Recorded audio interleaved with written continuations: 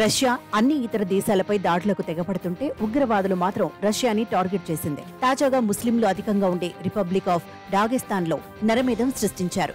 ఆదివారం రద్దీగా ఉండే 2 చర్చిలను టార్గెట్ చేసుకుని దాడులకు తెగబడ్డారు. ఈ భీకర దాడుల్లో 15 మందికి పైగా ప్రాణాలు కోల్పోయారని రష్యా ప్రకటించింది.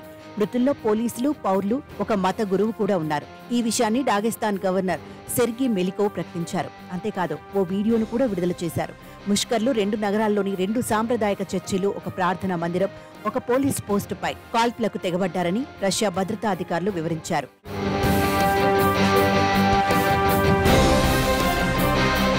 ఈ ఉగ్రవాదుల్లో చర్చి, ప్రార్థనా మందిరం 2 మంటల్లో పూర్తిగా కాలిపోయాయి. ముస్లింల సంఖ్య ఎక్కువగా ఉండే డాగెస్తాన్ ప్రాంతంలో ఈ దాడి జరిగిందని, గతంలోనూ ఈ ప్రాంతానికి సాయుధ తిరుగుబాటు చరిత్ర ఉందని రష్యా ఉగ్రవాద నిరోధక కమిటీ ప్రకటించింది. దీన్ని తీవ్రవాద దుశ్చర్యగా అభివర్ణించింది.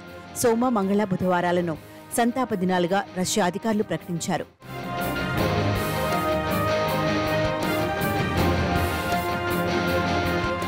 మరోవైపు దాడులు జరిగిన ప్రాంతాల్లో ఉగ్రవాదుల ఏరివేత ఆపరేషన్ కొనసాగుతోందని, ఇప్పటి వరకు 5 ముష్కర్లను మట్టుపెట్టినట్టు యాంటీ టెర్రరిస్ట్ కమిటీ అధికారులు వెల్లడించారు.